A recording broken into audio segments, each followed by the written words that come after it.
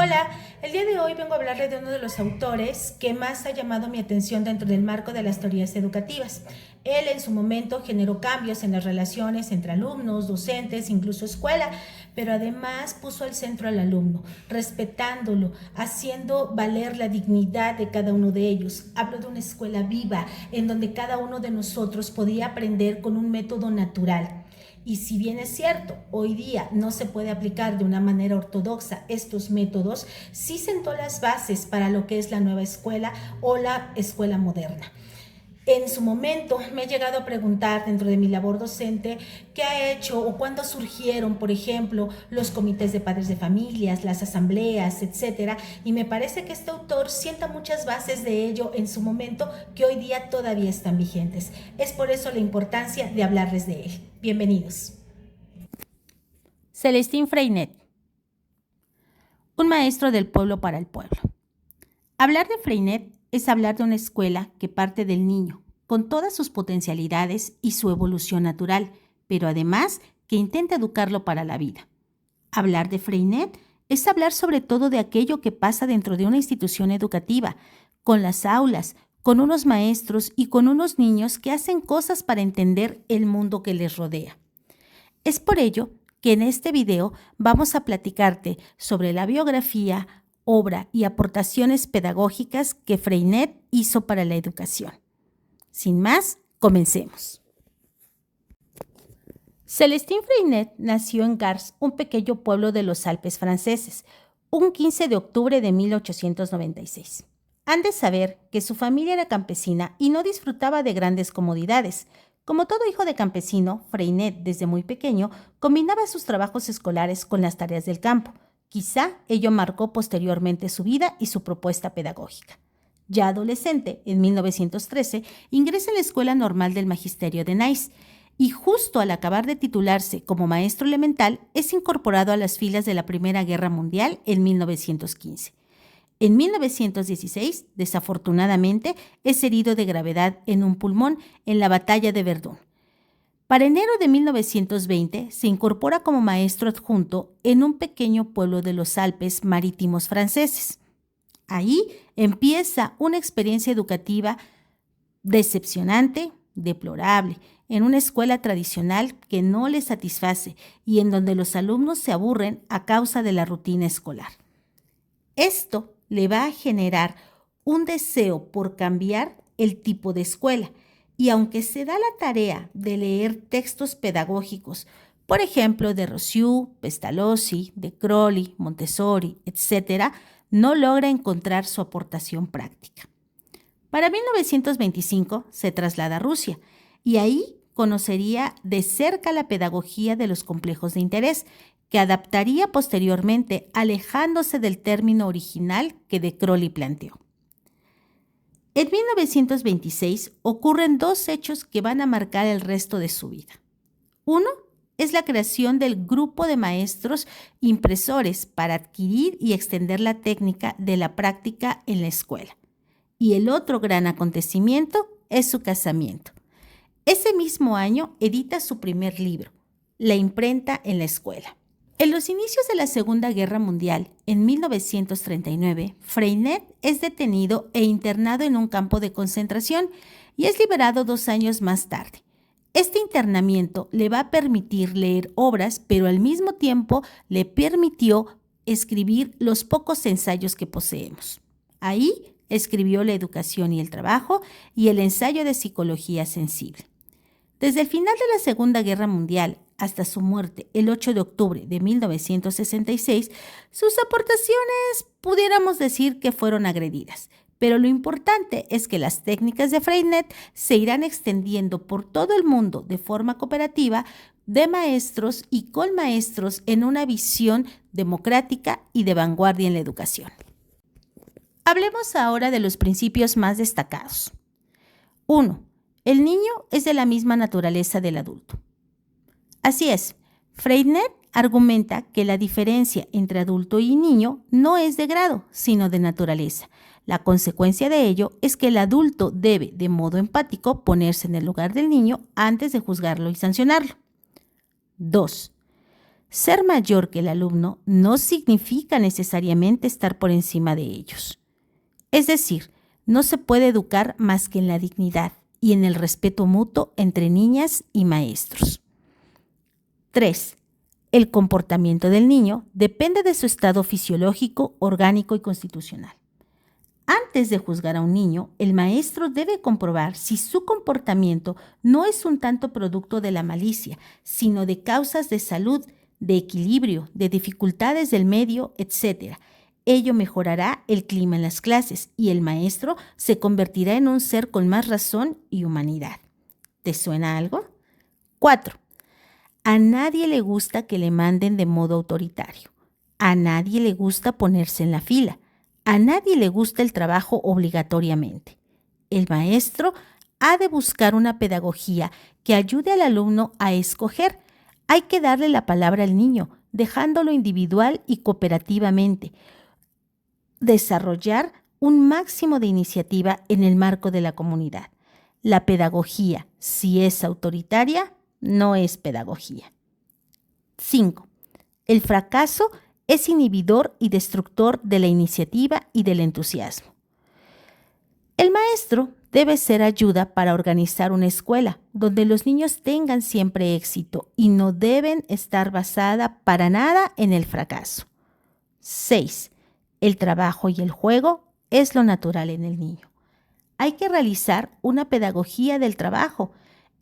Este principio diferencia a Freinet de los pedagogos y psicólogos contemporáneos que consideraban el juego como una actividad natural del niño. 7. El libro de texto único es un error para el aprendizaje en la escuela. Vaya, Freinet será uno de los pioneros en criticar el libro de texto como manual único. En contraposición al libro de texto, Freinet elabora los ficheros escolares, los ficheros autocorrectivos, los libros de vida, el periódico escolar, el cálculo vivo, etc. Para Freinet, las experiencias vitales de los niños son la herramienta base del aprendizaje más que las manuales y escolares. 8. La inteligencia no es únicamente abstracta y no es una facultad específica que funciona independientemente de los componentes vitales del individuo. Para Freinet, la inteligencia se desarrolla por el tanteo experimental en la clase y fuera de la clase.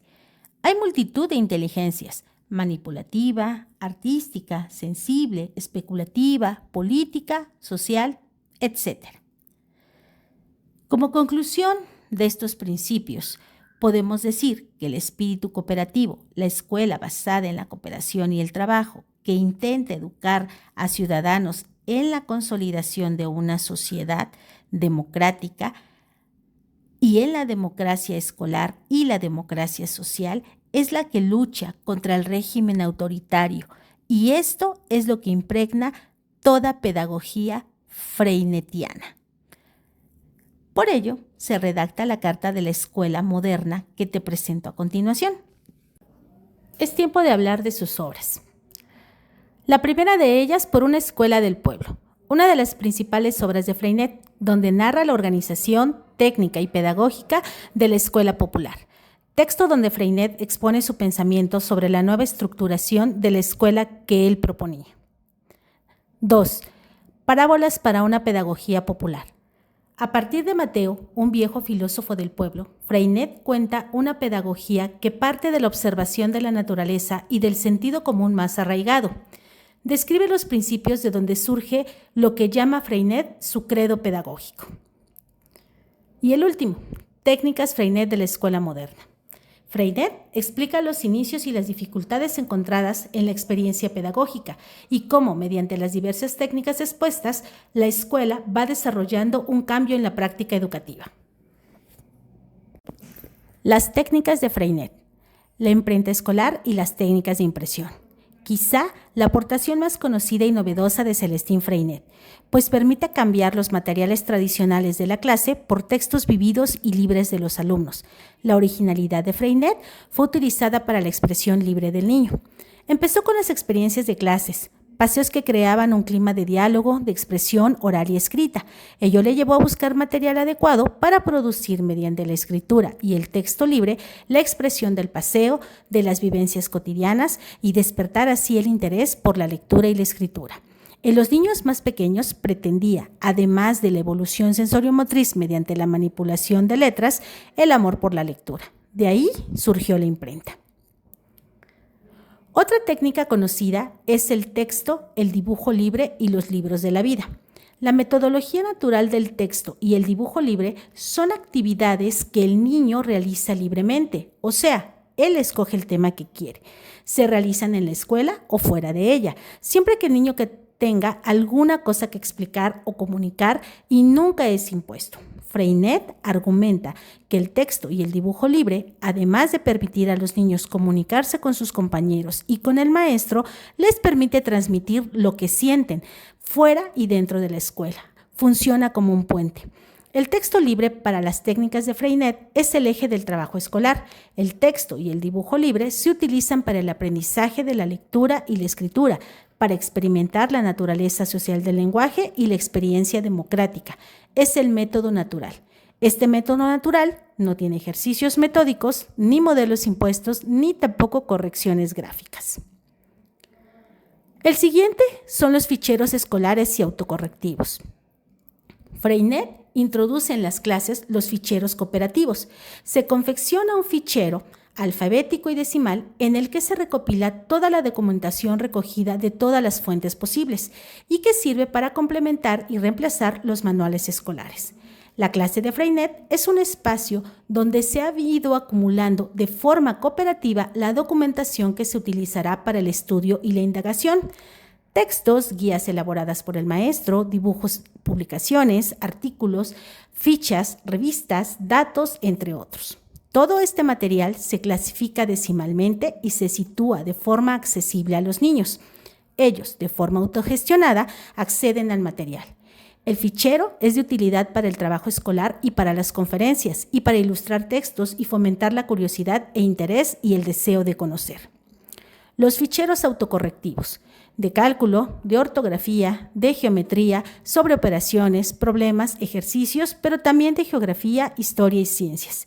Estos ficheros autocorrectivos permiten al alumnado avanzar a su propio ritmo, con diferentes tipos de fichas, por ejemplo, de información general, de exploración, de palabras, de guías, etc. Otro de los elementos más importantes de la documentación en el aula como material de estudio y consulta es la biblioteca del trabajo. Los pequeños libritos monográficos diferenciados por edades y áreas de conocimiento sobre los temas que han abordado los alumnos. No podíamos dejar atrás la técnica de la correspondencia interescolar.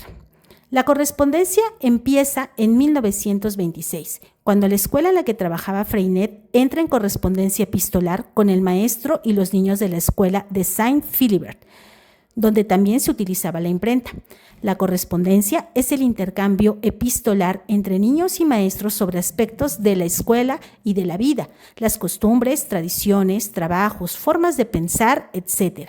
La correspondencia incluye textos impresos, cartas, material audiovisual y productos locales. Esta correspondencia es un elemento de motivación, ya que el alumnado explora y estudia los componentes de su contexto y del otro. Hoy en día podemos decir que lo seguimos utilizando, pero gracias a las herramientas tecnológicas. El plan de trabajo. Se trata de un documento que tienen los alumnos y que se elabora semanal o quincenalmente, en el que se refleja el compromiso de realizar el trabajo. El alumnado decide por sí mismo qué hará durante determinado tiempo.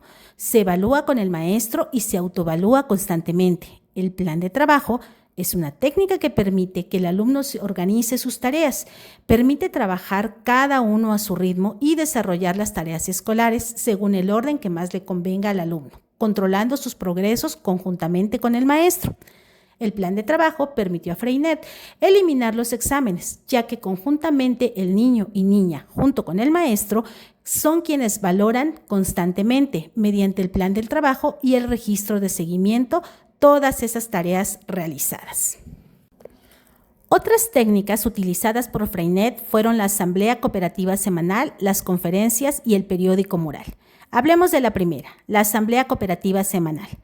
En esta hay un presidente, un secretario y un tesorero escogido por los niños. Un día a la semana se realiza la asamblea de la clase en la cual se repasa el periódico mural. Hay un debate sobre lo expuesto en él, se analiza la vida en la escuela, se repasan los problemas de las cuentas, etc. El aprendizaje también incluye temas morales y de responsabilidad en la toma de decisiones individual y colectivas. Las conferencias son preparadas por los mismos niños sobre un tema de interés. Al finalizar la conferencia, se inicia una discusión colectiva sobre el tema tratado. La conferencia pretende desarrollar la expresión del niño y la niña mediante diferentes formas de expresión y animarle a escribir y a leer sobre el tema, así como de hablar y discutir en público. El periódico mural. Cada semana se pone en la clase un mural dividido en 3 partes: crítico, felicito y propongo. Los niños y niñas pueden escribir lo que están en esos textos y se le pueden ir firmando. En la asamblea semanal se repasará el periódico mural y se realiza un debate sobre lo expuesto. No podemos dejar atrás los complejos de interés de inspiración decroliniana. Freinet propone los complejos de interés que partirán de las necesidades de los niños y se basan en el principio del sincretismo o la percepción global del mundo por parte del niño. La diferencia que se establece de los complejos es que estos son más cortos en el tiempo y vinculados a la libre expresión y la espontaneidad de los niños, ya sea mediante un texto libre como en los acontecimientos individuales y sociales. Pero también se diferencia de los centros de interés decrolinianos en que son menos directivos, ya que el punto de arranque del complejo surge del propio niño a través del texto libre. Todo esto configura una propuesta global en la que Freinet llama método natural, es decir, realizar una metodología escolar a partir de la experiencia diaria de la vida y social del niño, que no únicamente pretende que el alumnado aprenda los conocimientos escolares, sino sobre todo que desarrolle su personalidad, su creatividad y la socialización individual y colectiva para que el niño sea más libre. Vaya recorrido tan interesante sobre la propuesta de Freinet. Ya para finalizar, me parece que hoy en día la propuesta no puede ser aplicada de forma ortodoxa. Sin embargo, sus técnicas ya son patrimonio de la cultura pedagógica del profesorado. Hoy en día, y muchos años después de su nacimiento, las técnicas de Freinet mantienen esa gran capacidad de adaptación a la escuela del futuro. Muchas de las técnicas han variado por cambios sociales y pedagógicas. Otras han desaparecido porque ya son excesivamente inútiles en algunas escuelas, pero otras son actualmente muy vigentes. Sobre todo, mantienen su vigencia en el pensamiento. Desde hace tiempo, el movimiento de la educación realiza una reflexión sobre cómo dar respuesta a los problemas de la educación popular en una sociedad como la actual. La iniciativa de Freinet supone una alternativa para una educación en y para la libertad de los individuos. Así, podemos concluir que sin Freinet, la escuela sería diferente. Muchas gracias.